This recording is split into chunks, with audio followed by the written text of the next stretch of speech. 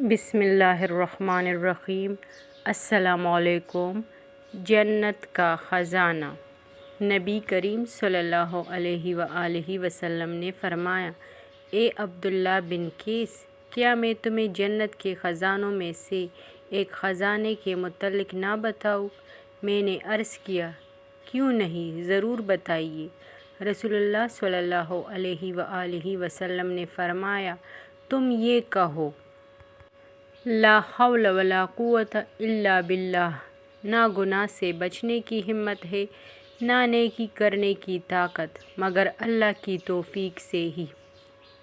لا حول ولا قوت کی فضیلت۔ ایک صحابی کا واقعہ۔ لا حول ولا قوت الا باللہ جنت کے خزانوں میں سے ایک خزانہ ہے۔ بڑا عظیم کلمہ ہے، بس شرط یہ ہے کہ آدمی یقین کے ساتھ پڑھے۔ ایک صحابی حضور صلی اللہ علیہ وآلہ وسلم کی خدمت میں آئے۔ انہوں نے عرض کیا، یا رسول اللہ صلی اللہ علیہ وآلہ وسلم، میرا بیٹا مال لے کر جنگل میں گیا تھا، تو دشمنوں نے اس کو پکڑ لیا۔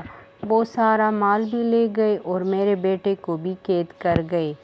آپ صلی اللہ علیہ وآلہ وسلم مہربانی فرمائے، دعا فرمائے، میرا بیٹا کسی طرح واپس آ جائے۔ تو حضور صلی اللہ علیہ وآلہ وسلم نے فرمایا، تم یہ کلمہ پڑھو، لا حول ولا قوت الا باللہ۔ تو صحابی نے پڑھنا شروع کیا۔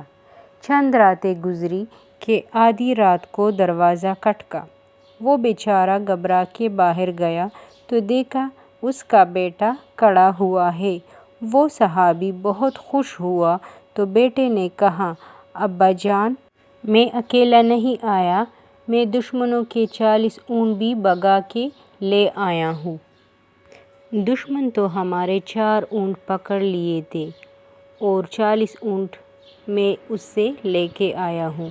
تو وہ بڑے خوش ہوئے، مال کو بھی بند کیا۔ وہ صحابی صبح حضور صلی اللہ علیہ وآلہ وسلم کی خدمت میں حاضر ہوئے کہ اے حضور صلی اللہ علیہ وآلہ وسلم، میرا بیٹا واپس آ گیا ہے اور وہ دشمنوں کے 40 اونٹ بھی لے کے آیا ہے۔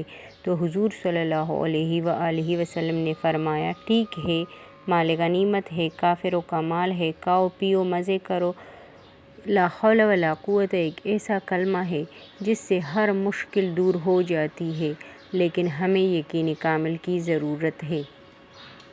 علماء کرام نے لکھا ہے کہ اگر کوئی قید ہے یا کوئی مشکل ہے تو کم از کم 1000 مرتبہ یہ کلمہ لا حول ولا قوت الا باللہ پڑھے تو مشکل آسان ہو جاتی ہے۔